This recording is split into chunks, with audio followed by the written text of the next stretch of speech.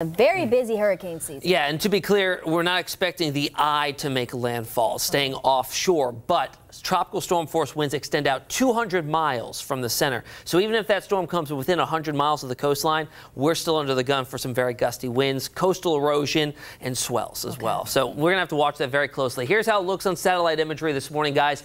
Very strong storm still, although a downgrade overnight to a Category 2 storm, so no longer major hurricane status in regards to the winds. But it's a large storm, 450 miles wide.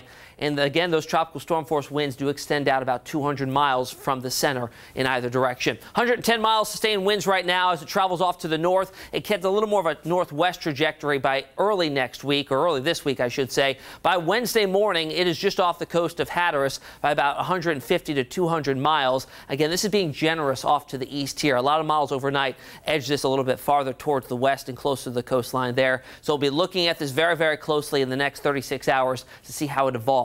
Here's how the computer models are seeing things. This is the GFS model, the American model, run 20 different times. It's called the ENSEMBLE, and each line here is a member of that solution. And notice everybody takes it to the north, and then a few take it farther to the west, few farther to the east, and then a sharp turn to the north and east. That's thanks to a front that's going to come on in, sweep it out to sea and away from us. But how far west it makes it before that happens is still that big question. Here's all the other tropical models showing the same general idea here. A few more of those a little bit farther to the east, which is some good news there. So here's what we're looking at in terms of the current track and what we can expect. I'm going to step out so you can see this here. More so in terms of wind as well as the higher than average tides. Very similar situation to what we had with Jose earlier last week. We had some coastal erosion out there, some strong winds in coastal spots. I think that wind field may be a little bit farther inland, and I think we may be a step up from what we experienced with Jose due to this storm being a little bit closer and a little bit stronger. 68 degrees outside this morning so far.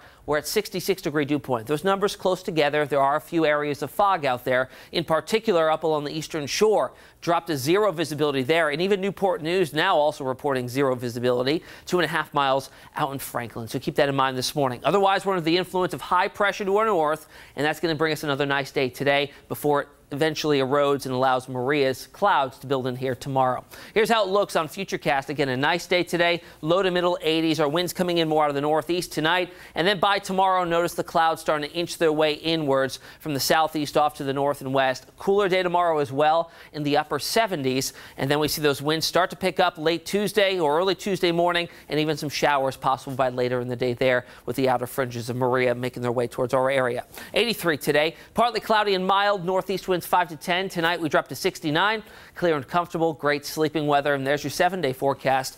78 tomorrow and Tuesday, increasing those clouds. Could see some rain here, more so concerned with coastal erosion and those strong winds making them onshore right through the day on Thursday. It'll be a slow mover and then gone by Friday. And we're left with autumn-like weather for next weekend.